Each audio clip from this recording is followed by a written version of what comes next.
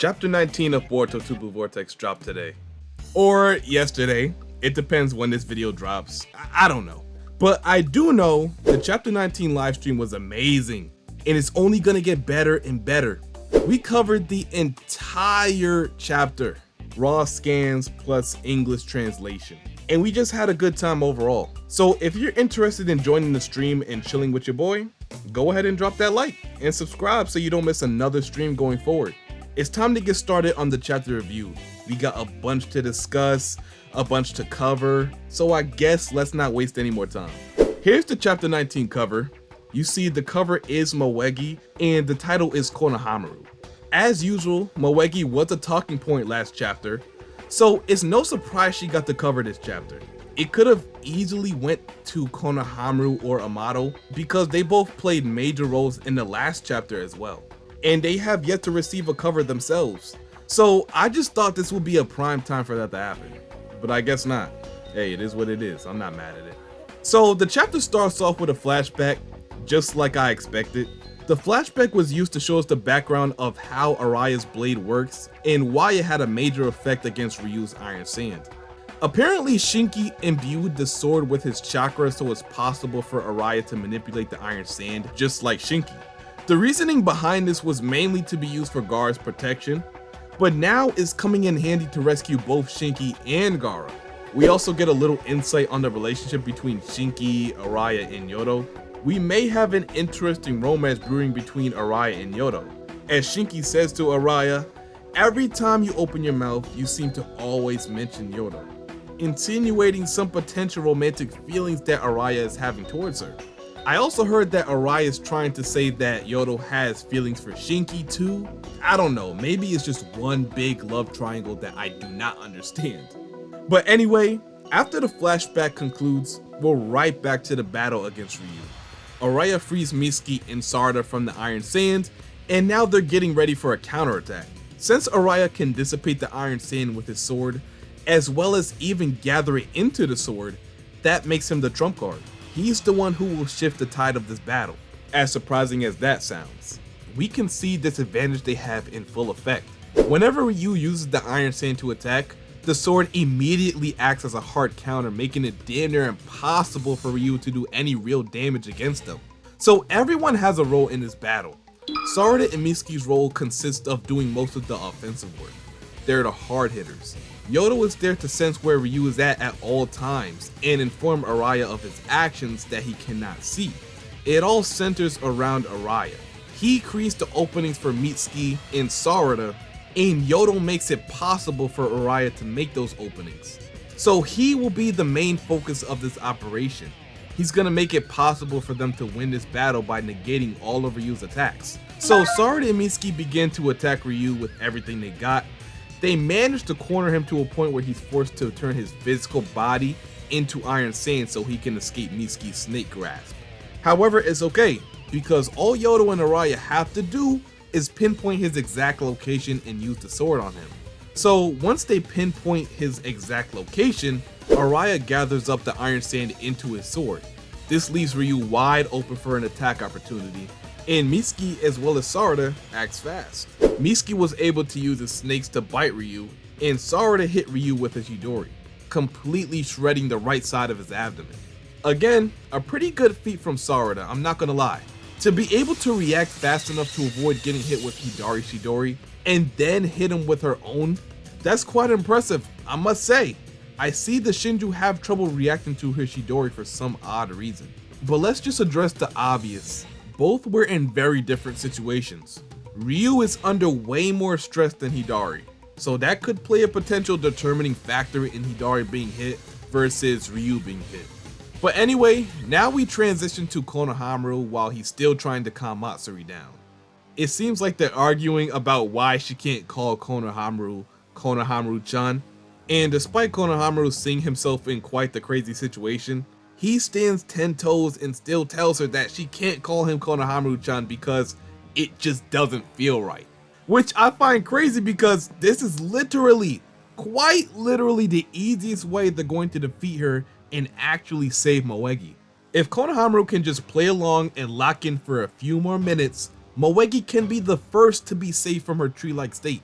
So I don't understand what's really going on with Konohamaru here, but something is holding him back from completing his mission, and it could be much deeper than we realize. Actually, it might not be all that deep. It's probably just love, more as the love he has for Moegi, and the concept of love is gonna be a reoccurring topic throughout this chapter, especially later on, so just stay tuned, alright? So now we see Ada spying on Konohamaru and Matsuri. She explains that Konohamaru doesn't really understand the situation he's in, stating that Matsuri doesn't really care to call him Konohamaru-chan. She's more fixated on the relationship that comes with it. She wants the feelings that she has for Konohamaru to be validated, and the fact that he's not allowing that, it's just making her really upset and uncomfortable with her own emotions. And it's to the point where it's literally driving her crazy. So then Koji asks Ada to inform him on the situation in Sunagakure. She tells him that Konohamaru has enraged Matsuri to the point where she's about to devour and kill him. And sorry, the situation is a little harder to tell. They're giving it their best shot, however she's still not sure how it'll end up. So Boruto gets up and seems to be ready to take to the fight, but Koji reminds him to continue to be patient. He still needs to understand that if he goes to Sunagakure, JURA will most likely appear, and things will get ugly. At least that's the reason Koji gave Boruto as to why he can't go and help his friends. Now, if he was to ask me if I think this is the real reason he doesn't want Boruto to go, I'd say no.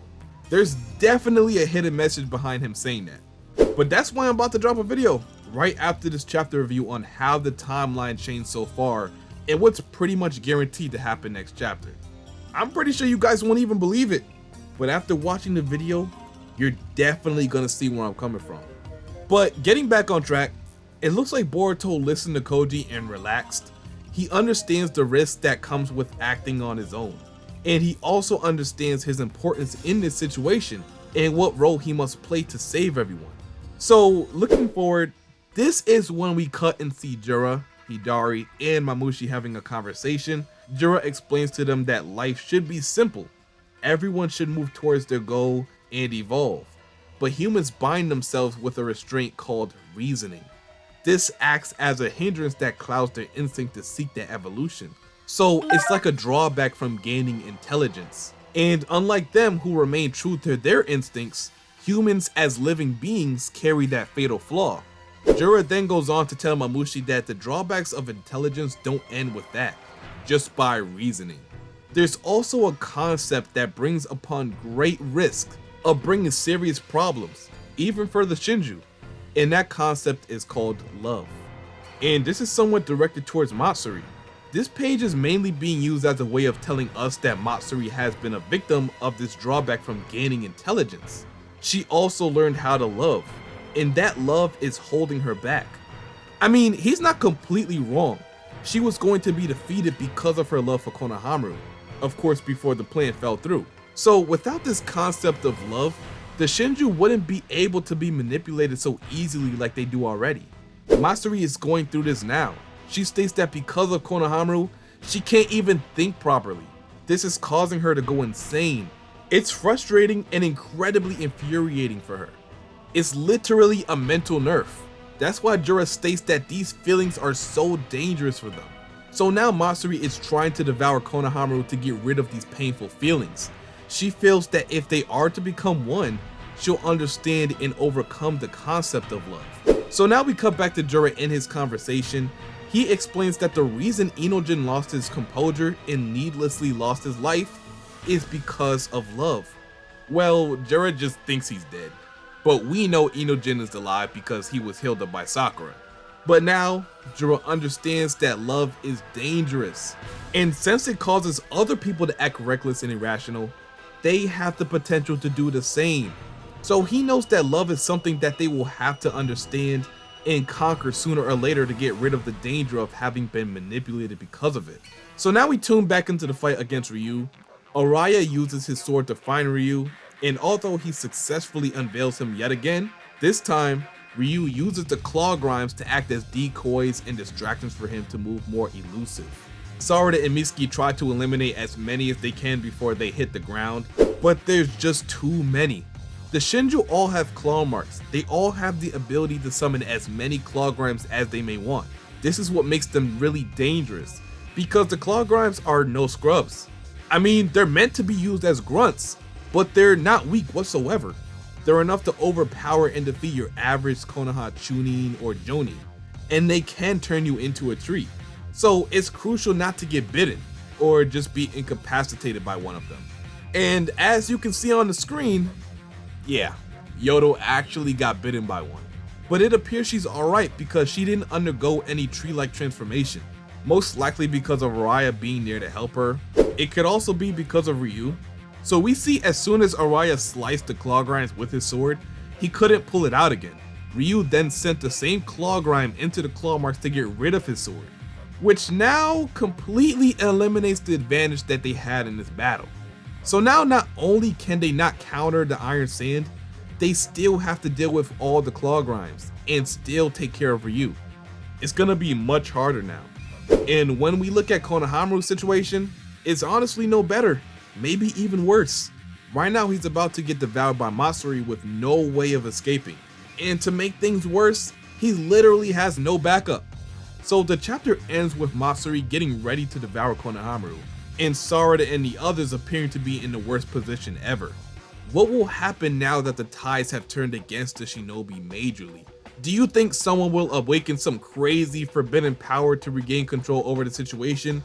Or do you think somebody will swoop in to save everyone? I don't know, preferably Boruto or even Kawaki. And before I end off the video, let me know if you thought the chapter was good or not. Rate it 1 through 10, 1 being the worst and 10 being the best. I for one enjoyed this chapter. It had a bunch of cool fighting from our beloved characters like Mitsuki and Sarada, and even more interesting dialogue from the Shinju, especially JURA. So I'll rate this chapter overall at 8.2 out of 10. But I promise next chapter will be even more crazy. I promise you don't want to miss it. I already see the story setting up for something completely insane to happen. So make sure you're here and ready to read it with me later on next month. So anyway, I hope you enjoyed watching this chapter review. And if you enjoyed watching, why not leave a like, comment, subscribe, and maybe turn on post notifications so you don't miss another upload or when I go live to review the chapter spoilers. And until my next video, I'll catch you boys and girls later. And I'm out. Peace.